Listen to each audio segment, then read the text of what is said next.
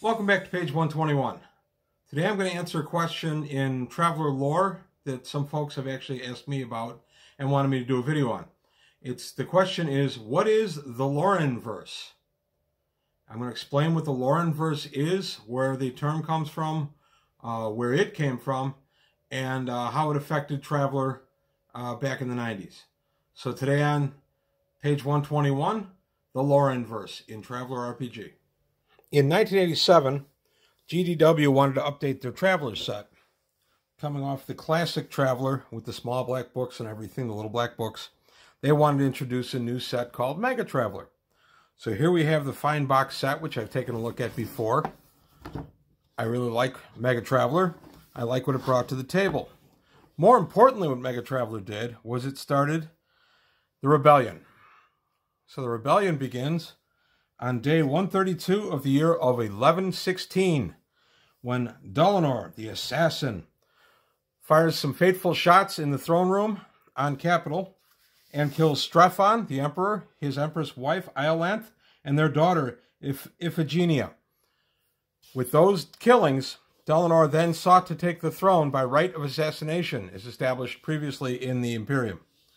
Dolanor was unable to do that, had to flee Capitol after some fighting, and that began the rebellion. I go into this to explain that that's where the rebellion began. With Dolanor firing those shots, he incidentally killed another Vargir ambassador with those also. That had ramifications in the Mega Traveler story arc. I bring that up because it's important to understand what Mega Traveler was and did to understand what the Lorenverse is. So Mega Traveler went through several years from 87 to about 93, and then Traveler introduced Traveler the New Era. I've also talked about that. And New Era takes place after the Great War. Traveler kind of grinds to a halt with the release of Virus, and Virus takes over as this artificial intelligence that's in most cases homicidal, and humanity, the Imperium gets shattered and humanity gets thrown back technologically. And it starts kind of a long night, but it only lasts until the year roughly 1200. That's when the New Era picks up, right around that year. And we go forward with the Star Vikings and everything that was Traveler the New Era. That is the official Traveler universe. That is the progression. Well, a lot of folks weren't happy with Virus and weren't happy with the progression of the Traveler universe. Some of us, I was not thrilled, but some of us just took what we wanted off of Traveler, tried the new systems, and then played the original Traveler. But then along came GURPS. GURPS said, hey, we'll pick it up, and we'll run your universe, but we're going to split. Dolanor is not going to fire those fateful shots that take out the Emperor and his family. Dolanor, instead, is going to die in an, quote, accident, unquote, on the way to Capitol on that day, thus preventing the assassination from happening. Mark Miller, I don't know why I wanted to say Steve Miller, Mark Miller liked the idea and went ahead and licensed Traveler to GURPS, Steve Jackson Games, and Loren Wiseman was brought in as line editor. Loren had a long career.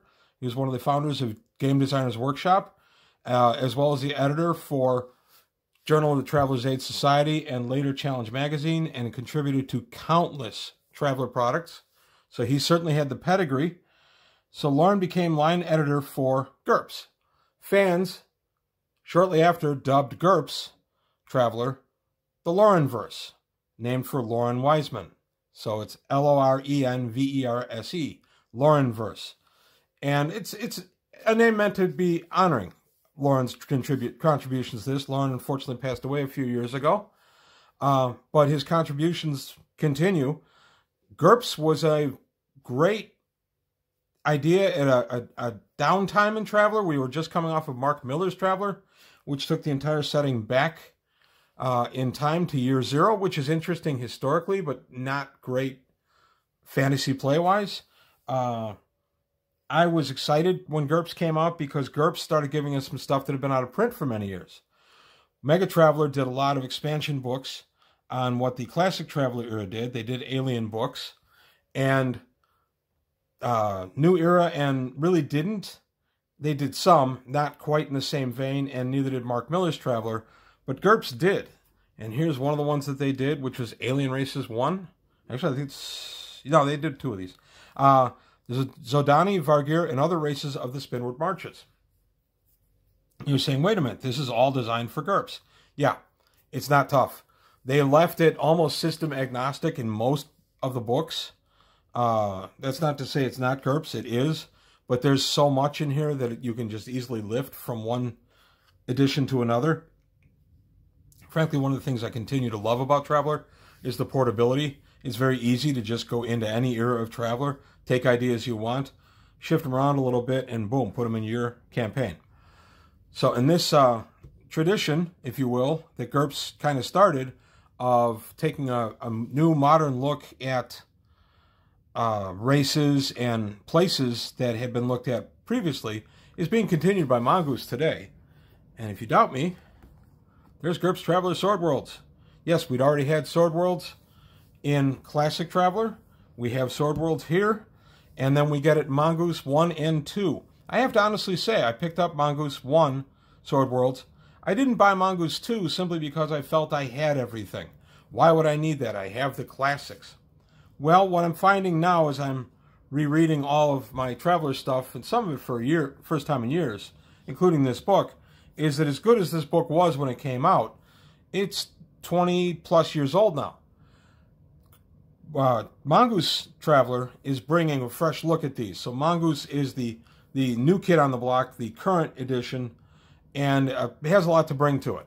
So I admit I was wrong. I have these books. I still treasure them. I still read them. But there is a place in my library for some of the Mongoose books, too. That's not by way of a pitch for Mongoose. I don't work for Mongoose.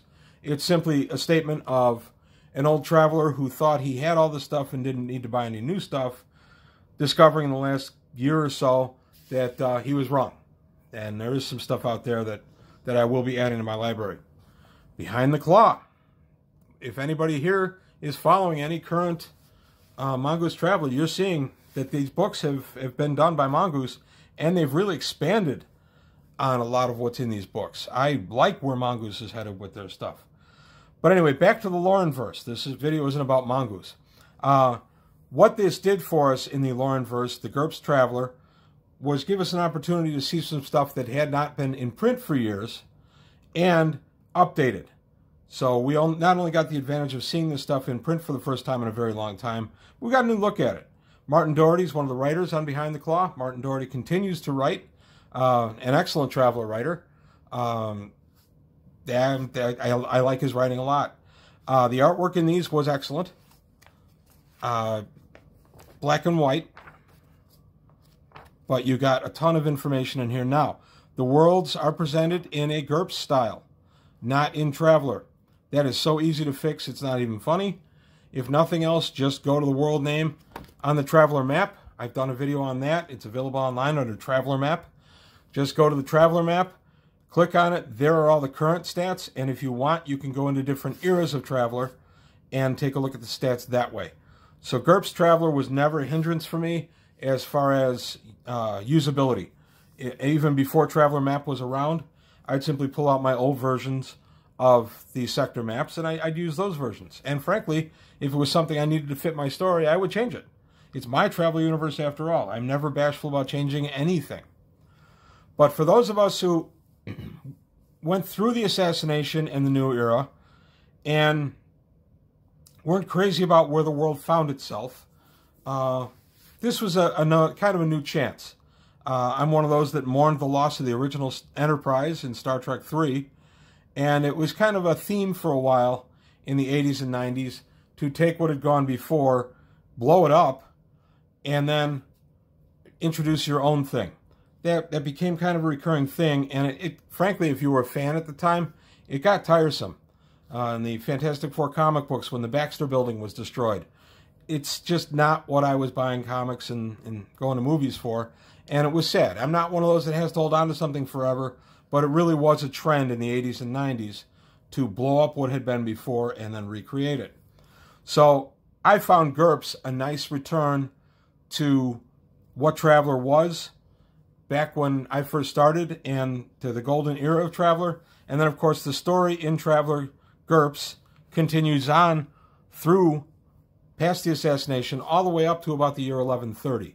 So if you're looking for how the worlds would have been without the assassination, GURPS Traveler is the way to go. I like it a lot. I love the work that Lauren Wiseman was able to put in on this. Lauren also ran the Traveler News Service, which is still available on Steve Jackson Games' website. I checked it this morning. And, of course, these GURPS Traveler items are available either on secondary markets like eBay or from Far Future Enterprises on thumb drive or CD-ROM.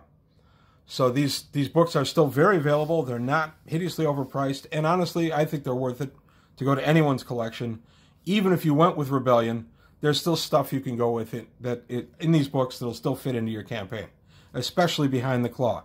Since, as we know, Behind the Claw, the Spinward Marches area was not that affected by the initial stages, at least, of the Rebellion.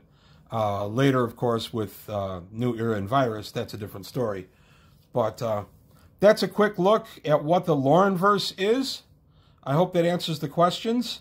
And if anybody has any questions or comments, please post below. Anybody else has any ideas for any videos they'd like to see, please let me know. I'm always interested in feedback. Please keep it civil. That's all I ask. So that's it for today from page 121. Thanks for tuning in. I hope you liked it. And if you did, please like and subscribe. I'll see you next time.